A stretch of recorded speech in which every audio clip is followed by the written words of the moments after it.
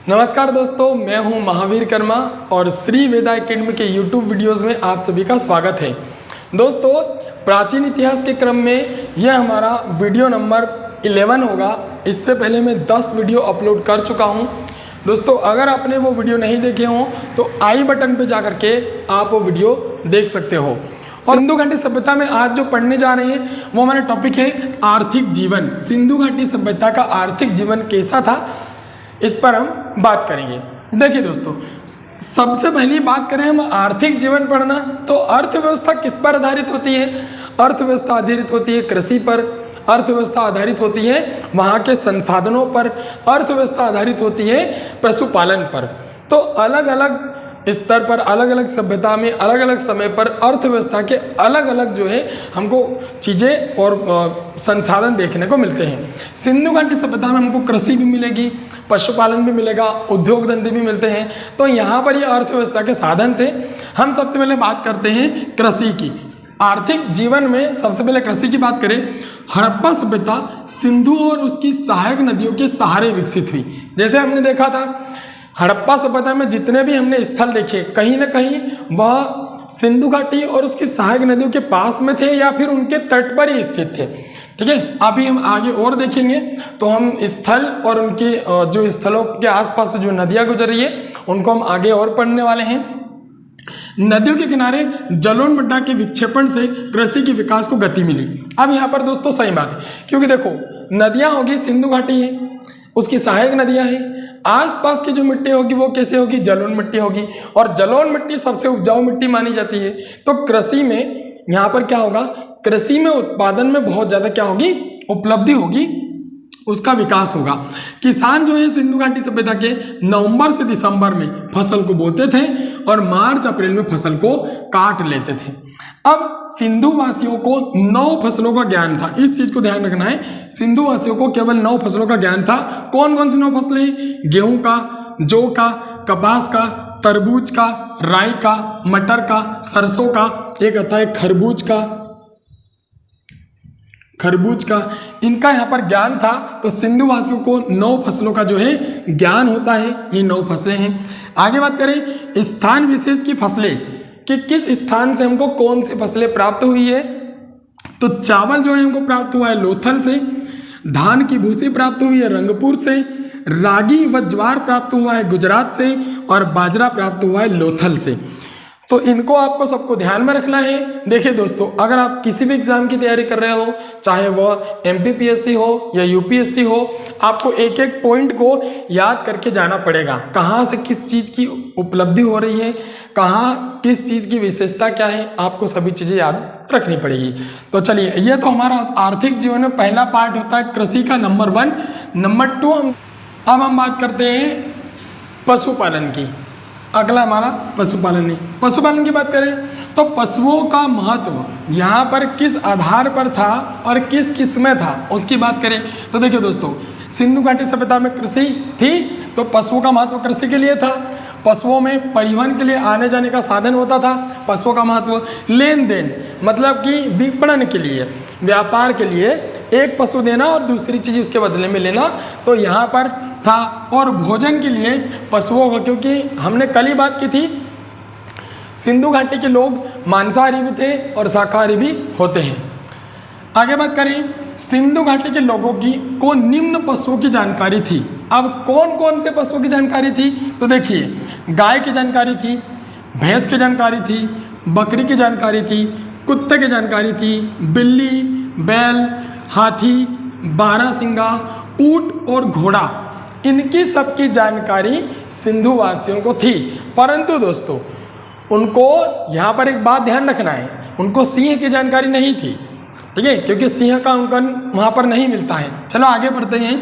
प्रमुख पशु कौन कौन से हैं? तो प्रमुख पशु यहाँ पर एक था सिंधु घाटी सभ्यता में, वो था वृषभ। मतलब कि एक जो कुबड़ वाला सांड आता है वो, ठीक है, या एक सिंह वाला, तो एक सरंगी बैल जो होता है वो वृषभ जो होता है वो वहाँ का प्रमुख पशु हुआ करता है।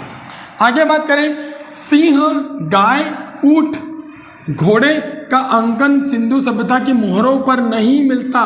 यहाँ पर इस चीज़ को ध्यान रखना है, सिंह का, गाय का, ऊंट का, घोड़े का और यहाँ पर ये इनका अंकन जो है यहाँ सिंधु घाटी सभ्यता के मोहरों पर नहीं मिलता है, परंतु मेसोपोटामिया की सभ्यता पर यहाँ पर सिंह का अंकन मिलता है दोस्तों, इसको ध्यान रखना है। देखिए दोस्तों, सिंधु घाटी सभ्यता में सिंह का अंकन उसकी मोहरों पर नहीं पाया गया, परंतु मेसोपोटामिया में सिंह का अंकन उसकी मोहरों पर पाया जाता है। इस चीज को ध्यान रखना है। चलिए अब हम आगे बढ़ते हैं दोस्तों। आर्थिक क्षेत्र में हम आगे व्यापार वाणिज्य की बात करते हैं। हमने कृषि के बारे में देखा, पशुपालन के बारे में देखा, वो भी अर्थव्यवस्था के कारण ही होते हैं, उनसे भी अर्थव्यवस्था जो है बहुत आगे तक पहुंचते विकसित होती है। परंतु व्यापार वाणिज्य भी बहुत ज़्यादा इसमें अस्तित्व में आया। तो क्या हुआ, व्यापार वाणिज्य में सिंधु सभ्यता का व्यापार धनात्मक था। इसका मतलब है दोस्तों, यहाँ पर लॉस नहीं होता था, धनात्मक व्यापार होता था और यहाँ पर व्यापार का हमेशा विकास ही होता जाता था। कभी भी हमने आज तक यह नहीं देखा कि सिंधु घाटी सभ्यता, जहाँ तक हमको साक्ष्य मिले हैं, हमने ये नहीं देखा कि सिंधु घाटी सभ्यता का जो व्यापार है वो लो हुआ होगा। मतलब हमें वहाँ पर विकास ही दिखा है। सिंधु घाटी के निवासी आंतरिक और अंतर्राष्ट्रीय व्यापार करते थे। यहाँ पर ध्यान देना दोस्तों, आंतरिक व्यापार भी करते थे, अंतर्राष्ट्रीय व्यापार भी करते थे। अब यहाँ पर हमने जैसे अभी तक की बात बोले, आंतरिक व्यापार में मांडा से दाहिमाबाद, यहाँ हम देखें तो हम उत्तर से दक्षिण तक, सुतकोटदा से आलमगीर तक, ये इतने क्षेत्र में आंतरिक व्यापार होगा। और फिर अगर वो ईरान इराक में जाएंगे तो मेसोपोटामिया सभ्यता है, उधर मिस्र में जाएंगे तो वहाँ पर नील नदी की सभ्यता जो है, तो यहाँ अंतर्राष्ट्रीय व्यापार हो जाएगा। आंतरिक व्यापार में वह कश्मीर के साथ, कोलार, काठियावाड़ और बलूचिस्तान में व्यापार करते थे। ये स्थानों को आपको ध्यान रखना है, ये व्यापारिक केंद्र हुआ करते थे। अंतर्राष्ट्रीय व्यापारिक केंद्र की बात करें तो सुमेरियन सभ्यता, ईरान इराक वाली सभ्यता, मिस्र की सभ्यता और दोस्तों फारस की खाड़ी के साथ तथा अफगानिस्तान और ईरान के साथ जो है व्यापार करते थे। व्यापार में किस किस का व्यापार करते थे, तो जैसे हमको साक्ष्य मिले हैं, कश्मीर व काठियावाड़ से बहुमूल्य पत्थर का व्यापार करते थे। फिर कोलार से सोने का व्यापार करते थे जो मद्रास में है, ठीक है। राजस्थान में खेतड़ी की खान से तांबा, यहाँ पर खेतड़ी की खान है, खेतड़ी की खान से तांबे का व्यापार होता था। अफगानिस्तान व ईरान से चांदी, फिरोजा और शीशे का व्यापार होता था। वहीं फारस की खाड़ी से फैलका और बहरीन का व्यापार होता था। दोस्तों हमने व्यापार की बात की कि कहाँ कहाँ से क्या क्या चीज़ें हमको व्यापार के रूप में प्राप्त हुई, परंतु इसका साक्ष्य क्या है, किस आधार पर हमको यह लगा कि व्यापार यहाँ पर होता था। तो सारगोन के अभिलेख के बारे में हम बात करेंगे, जिसमें हमको यह सिद्ध होता हुआ दिखता है कि ये जो है यहाँ से ये व्यापार करते थे। चलिए अब हम सारगोन के बारे में देखते हैं। दोस्तों हमने बात की है व्यापार वाणिज्य में साक्ष्य की, किस आधार पर हम यह कह सकते हैं कि सिंधु घाटी सभ्यता में व्यापार होता होगा। तो उसके लिए हमको साक्ष्य के रूप में सारगोन का अभिलेख मिलता है और यह सुमेरियन सभ्यता का एक अभिलेख है। इसके बारे में हम विस्तृत जानकारी देखते हैं। यह 2350 बीसी का एक अभिलेख है जो सुमेरियन सभ्यता का है। दोस्तों इसमें किसका वर्णन है, इसकी बात करूं तो सारगोन का अभिलेख में सुमेरियन सभ्यता का एक राजा था। सुमेरियन सभ्यता में वो था यहाँ पर अक्काड एक राजा का नाम था। तो इस अभिलेख को अक्काड का अभिलेख भी कहते हैं या फिर सुमेरियन सभ्यता का अभिलेख भी कहते हैं या सारगोन का अभिलेख भी नाम से जाना जाता है। इस अभिलेख में 3 स्थानों का वर्णन किया गया है। पहला है दिलमुन। यहाँ पर दिलमुन की बात करें तो दिलमुन मतलब बहरीन है। दोस्तों दिलमुन शब्द से बहरीन निकल के आया है। यहाँ पर दिलमुन स्थान का वर्णन किया गया है। इसका अर्थ होता है कि सिंधु घाटी सभ्यता और मेसोपोटामिया सभ्यता के मध्य में एक दिलमुन एक स्थान होता था, मध्यस्थ स्थान था, जहाँ पर व्यापार के लिए जो आयात निर्यात की वस्तुएं थे वो इकट्ठी की जाती थी या रखी जाती थी और वो था बहरीन था। कौन था? बहरीन था, आज का वर्तमान का। बात करें मगन की तो मकरान तट, पाकिस्तान और बलूचिस्तान वाले क्षेत्र में मकरान तट वाला जो क्षेत्र है यह भी एक स्थान सारगोन के अभिलेख में वर्णित है। दूसरी बात करें, मेलुहा शब्द का प्रयोग किया गया है सिंधु घाटी सभ्यता में। तो मेलुहा भी एक शब्द है, एक स्थान है, और इसका प्रयोग सिंधु घाटी सभ्यता में किया गया है। इन तीनों स्थानों से हमें यह सिद्ध होता है कि सिंधु घाटी सभ्यता का जो व्यापार है वह मेसोपोटामिया, मिस्र की सभ्यता और सिंधु घाटी सभ्यता के मध्य होता रहा होगा। अब दोस्तों हम व्यापार वाणिज्य में माध्यम की बात करते हैं, क्योंकि आर्थिक विकास की अगर बात करते हैं तो उसमें व्यापार वाणिज्य होता है, और व्यापार वाणिज्य का जो माध्यम होता है वो क्या होता है उसकी बात करें। तो माध्यम में यहाँ पर हम बात करें दोस्तों, तो माध्यम में सबसे पहला है मोहरे। सबसे बड़ा माध्यम यही होता है, मोहरे।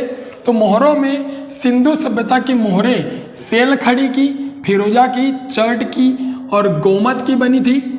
इसमें दोस्तों जो मोहरों पर जो आकार था वो किस आकार की मोहरें थी, तो वर्गाकार थी, आयताकार थी, बेलनाकार थी, ये इसके आकार होते थे।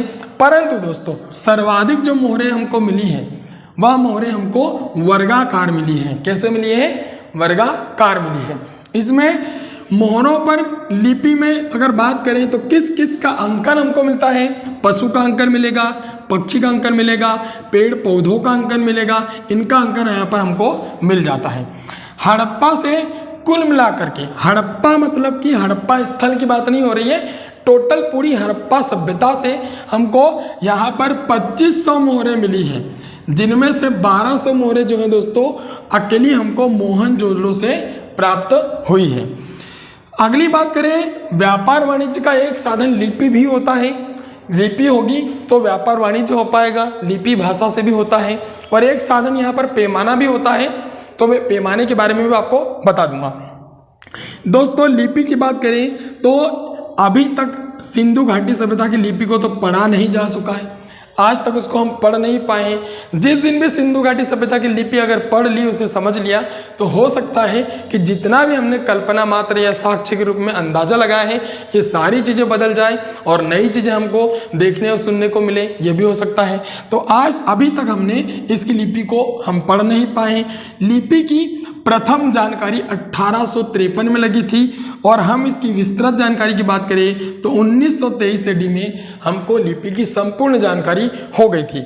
इस लिपि में मूल चिन्ह की बात करें तो 64 हमको मूल चिन्ह मिलते हैं। उन मूल चिन्हों में भी दोस्तों अगर लिपि की बात करें तो लिपि एक चित्राक्षर है, मतलब चित्रों के आधार पर बनाई हुई है। हमको चित्र देखने को मिलते हैं, चित्र में भी मछली का चित्र और अंग्रेजी का यू जो होता है, हम जो यू बनाते हैं, अंग्रेजी का हम जो यू बनाते हैं, यू आकार का चित्र हमको देखने को मिलता है। ठीक है दोस्तों, सर्वाधिक इसका प्रयोग हो रहा है। लिपि को पिक्टोग्राफ में लिखा है। कैसे लिखा है? पिक्टोग्राफ। पिक्टोग्राफ मतलब इसको गोमुद्रिका के नाम से भी जाना जाता है, पिक्टोग्राफ के रूप में लिखी है। कैसे लिखी है दोस्तों, मैं आपको बताता हूँ। जैसे लिपि दाएं से बाएं लिखी गई है, इस तरह लिपि को लिखा जाता है, इसलिए हमने इस लिपि को पिक्टोग्राफ कहा है, मतलब गोमुद्रिका के नाम से भी जानी जाती है। जैसे गोमूत्र इस तरह से गिर रहा होता है तो इसे हम गोमुद्रिका के नाम से भी जानते हैं, क्योंकि यह लिपि दाएं से बाएं की ओर लिखी जाती है। और दोस्तों व्यापार वाणिज्य में एक और चीज इसमें हम बात करें तो पैमाना था, और पैमाना का जो गुणज था वो 16 के गुणज में हमें जो यहाँ पर पैमाना मिला था, पैमाना जो हमको मिला था वो 16 के गुणज में हुआ करता था। तो इसकी भी जानकारी आप ध्यान रखिएगा कि जो पैमाना था वह 16 के गुणज में था। जैसे आज की हम बात करें, हमें पैमाने की बात करें 1 फीट, मतलब उसमें हम 12 इंच की बात करें तो यहाँ पर 16 चीज़ें होती थी। जैसे 1 दर्जन 12 चीज़ें, तो यहाँ पर 16 चीज़ें होती थी। यह उसका एक पैमाना हुआ करता था। इस पैमाने के आधार पर वह कुछ भी चीज़ों को लेन देन का आधार बनाते थे, लेते देते थे, तो पैमाने का यह आधार रखते थे। चलिए दोस्तों, अब हम इस पर व्यापार वाणिज्य में ही अगली बात करते हैं, परिवहन के साधनों की। उसके बाद में हम सिंधु घाटी सभ्यता के पतन की बात करते हैं। तो अब हम परिवहन के साधन की बात करते हैं। परिवहन के क्या क्या साधन थे? तो सिंपली 2 प्रकार के साधन यहाँ पर थे। सिंधुवासी जलमार्ग का और स्थल मार्ग का प्रयोग करते थे।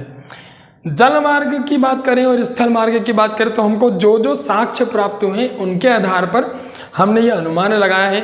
तो स्थल मार्ग की पहले बात करें, हमको बैलगाड़ी से ये स्थल मार्ग पर चलते थे और इक्का गाड़ी का प्रयोग भी ये करते थे।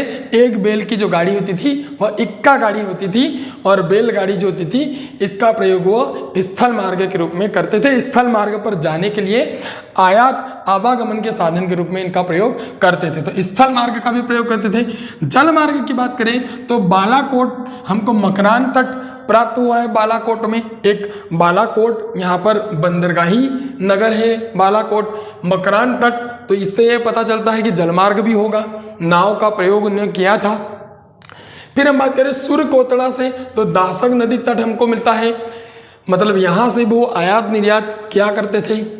प्रभास पट्टनम की बात करें तो हिरण्य नदी है, हिरण्य नदी यहाँ पर दोस्तों, हिरण्य नदी, और हिरण्य नदी तट से भी यहाँ पर जो है व्यापार होता था। मेघम जो है नर्मदा नदी तट है और यहाँ से भी व्यापार की हमको साक्ष्य प्राप्त हुए हैं। दोस्तों यहाँ तक हमने पढ़ा है, जिससे हमारे सारे यहाँ पर सिंधु घाटी सभ्यता में पतन को छोड़ करके सारे टॉपिक हमारे क्लियर होते हैं। अब हमारा बचता है सिंधु घाटी सभ्यता का पतन, और पतन को दोस्तों हम कल पढ़ेंगे क्योंकि आज हमारे कैमरे की जो है बैटरी लो हो रही है। इसके बाद पतन की हम कल बात करते हैं और कल हम न्यू टॉपिक भी स्टार्ट कर देंगे। अगर दोस्तों आपको हमारा पढ़ाया हुआ पसंद आता है तो प्लीज़ वीडियो को लाइक ज़रूर करें, शेयर कीजिए, और अगर सब्सक्राइब नहीं किया हो तो सब्सक्राइब कीजिए। Thank you.